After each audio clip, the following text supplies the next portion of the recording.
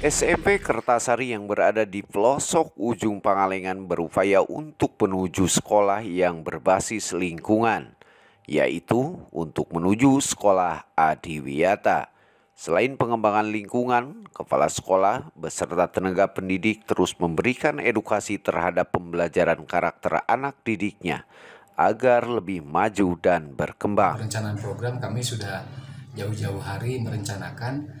Yang pertama di SMP 1 Kertasari itu ada program kita menuju ke Adiwiyata, di mana kita sekolah berbasis lingkungan, itu yang pertama.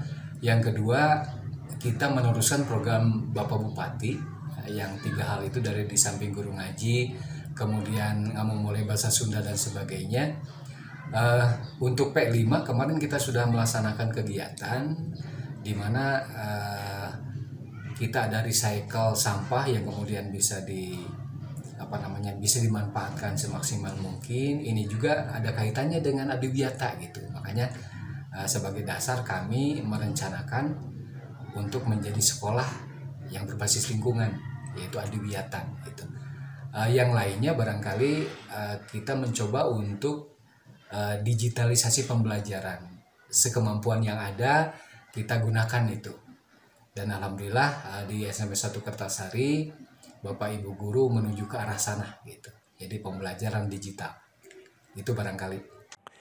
Menyampaikan kembali selaku Humas, Nani Sumarni menjelaskan terkait dengan literasi anak. Sampai saat ini terus dikembangkan sesuai dengan perkembangan zaman. Ya, terima kasih sebelumnya.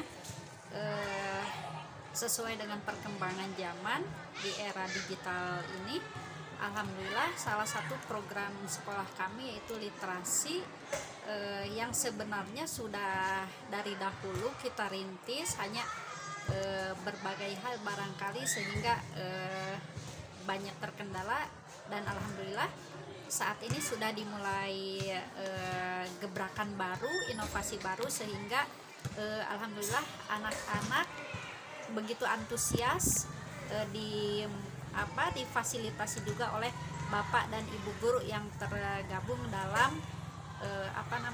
sebuah program literasi sekolah. Dari SMN Kertasari, Aham Hadas TV Kabupaten Bandung mengabarkan.